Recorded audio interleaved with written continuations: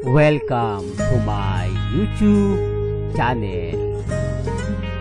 Kung bago ka lang sa channel na to at true-blooded Aldab Nation ka, tama po ang channel na pinuntahan mo. Kaya considering na po kitang bagong subscriber. At huwag mong kalimutan pindutin yung bell para lagi po kang updated sa bagong video na ilalabas ko. Salamat po sa iyong pag-click sa channel na to. May Mendoza at Arjo Atayde na babalitang Welcome back mga kaaldab. Ito na naman po ang inyong lingkod, si Mr. Destiny.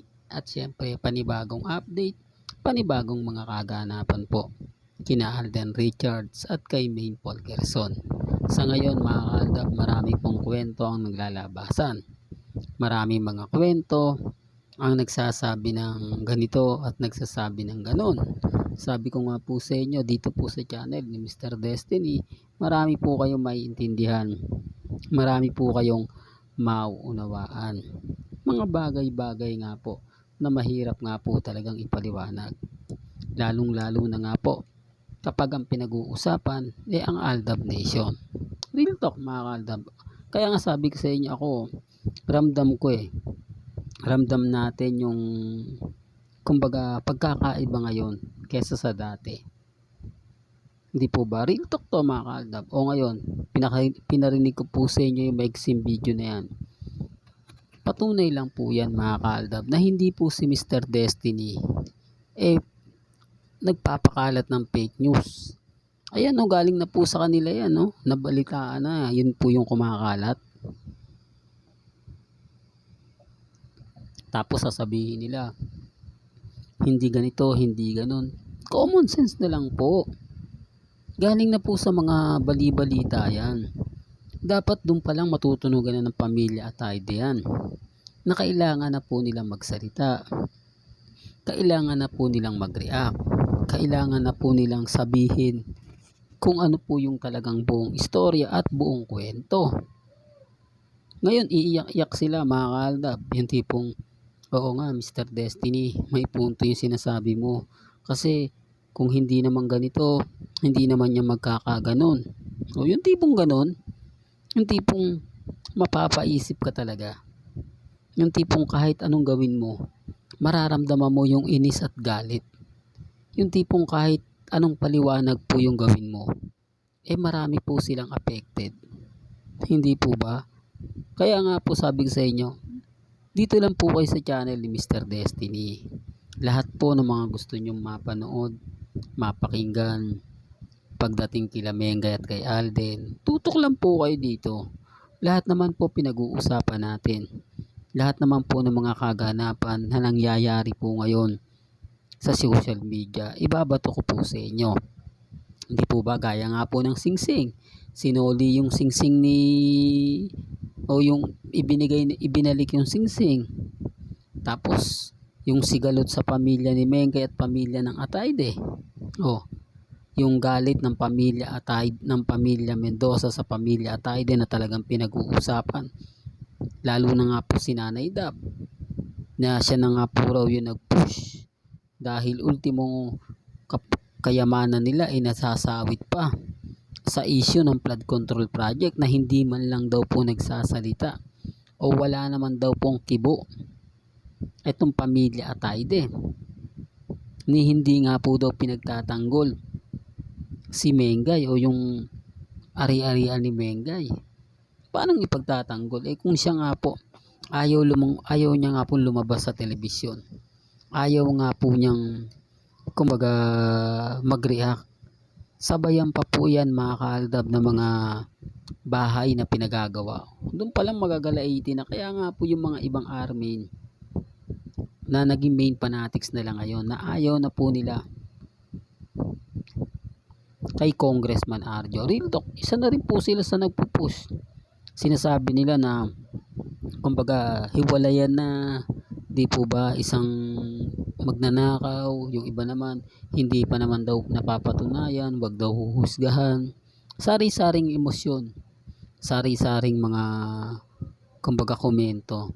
Pero hindi po ba mga kaaldab, napakasarap sagutin itong issue na to habang mainit? Itong issue na to na talagang kumbaga naaayon sa panahon.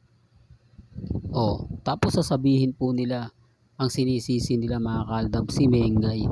Nagpapalakas lang daw po siya. Kumbaga gusto niya lang daw pong umangat, pag-usapan, kaya niya ginagawa. Kaya nga po yung tanong ko, simple lang naman po yung tanong ko. Anong rason kung bakit kailangan i-promote ni Mengay yung sarili niya? Anong dahilan kung bakit gagawin to ni Mengay? Anong nakikita nyo? Okay sana mga kaaldab, kung una sa lahat maniniwala ako kung may pelikula si Mengay. Kung gagawa siya ng movie, international, local man yan, dun po ako maniniwala. Pangalawa, may teleserye siya, may project na ibinigay sa kanyang malaking big break ng TV5 na kung saan siya nga po ang magiging bida, siya yung magiging host, o kung ano mang project na yon. Hindi po ba? Wala ni isa po sa mga binanggit ko, wala Kaya nga sabi ko, bigyan nyo ako ng rason kung bakit po gagawin nyo ni Mengay. Wala po tayo nakikita. Kasi sabi nga po nila, laos na Di po ba? Bakit pa gagamitin ni Mengay yung sarili niya? Anong palalabasin nila? Wala namang project yung isa. Kahit bumangon yung pangalan ni Mengay, wala Hindi naman siya nakakontrata sa GMA, sa ABS-CBN, tanging sa Eat Bulaga lang siya lumalabas. Ang Eat Bulaga naman ngayon, kahit hindi mo i-promote, panonoorin pa rin ng tao yan. Talagang tumatak na po yung Eat Bulaga sa tao. Sabi nga po nila, kahit walang aldab, magpapatuloy pa rin sila. Totoo naman yun, no doubt naman po ako dun. Pero ang sabi ko nga po sa inyo, may mga bagay-bagay po na gagamitin nila para lang pabagsakin ng isang tao, para lang tutok ang issue sa iba. Siyempre pabor din yan, nagkakaroon ng issue tapos flood control, malilinis. Ganyan po yung mga galawang desperado. Kaya nga po bakit hindi nila masagot itong kumbaga issue sa pamamagitan nga po, ang ibig ko namamagitan nga po kina sa pamilya Atayde at sa pamilya Mendoza. Doon pa lang po makikita nyo na kumbaga parang hindi na talaga maganda yung nagaganap at yung nangyayari. Parang hindi na to katulad ng dati na talagang napakasaya. Kaya sabi ko, antayin nyo na lang po bukas sa Makalawa, mag-iiba na yung senaryo na yan. Mag-iiba na po yung ganapan. Yung dating masaya biglang gugulatin. Sa atin mga kaaldab, normal na lang sa atin yung mga ganyang gulatan. Hindi na po bago kay Mr. Destiny yan, dahil nagawa na nga po ng Eat Bulaga yan at syempre gagawin pa rin po yan ng Aldab Nation. Kaya maging relax lang po kayo, maging kampante, lalo na nga po pagdating po kina Mengay at kay Alden. Kaya relax lang po kayo dyan, maging updated lang po kayo, at lagi at paulit-ulit kong sinasabi to mga kaaldab, may kanya-kanya po tayong pananaw, may kanya-kanya po tayong opinyon, at nire-respeto ko naman po yan at ginagalang.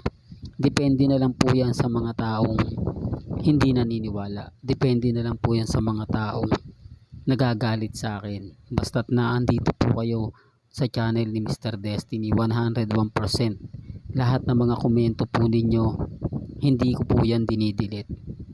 Dahil alam ko, pinaghirapan nyo din po mag-type. Hindi po ba?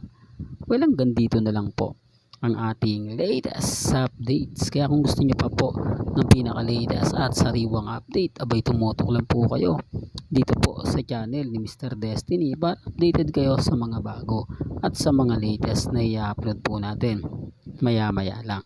Kaya kung bago ka lang sa channel na to at isa kang true-blooded Aldab Nation na nagmamahal kila Mengay at Soy, tama po ang channel na pinuntahan mo. Kaya consider na po kitang bagong subscriber. At huwag mong kalimutang i-share ang mga video po natin sa mga mamis, sa mga titas at sa mga sinyo. Hanggang sa muli, salamat po sa panonood at pakikinig.